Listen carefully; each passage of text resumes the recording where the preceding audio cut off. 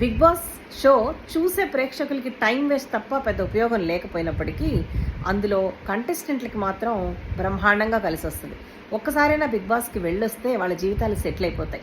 గత 7 సీజన్లలో మనం చాలామంది ఆర్టిస్టులను చూసాం.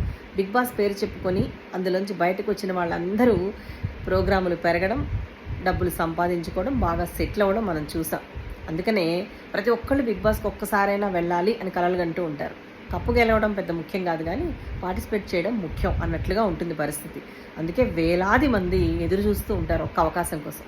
అలాంటప్పుడు కొత్త వాళ్ళని ఎంకరేజ్ చేసి వాళ్ళకు కూడా వాళ్ళ జీవితాలు బాగుపడే అవకాశం బిగ్ బాస్ ఇవ్వకుండా వైల్డ్ కార్డ్ ఎంట్రీ ద్వారా మళ్ళీ ఆల్రెడీ బిగ్ బాస్ ద్వారా బాగుపడ్డ ఆ పాత చెత్త సోది ముఖాలకే మళ్ళీ అవకాశాలు ఇచ్చి వాళ్ళనే మళ్ళీ మళ్ళీ బాగు చేస్తే మరి మిగతా వాళ్ళ పరిస్థితి ఏంటి?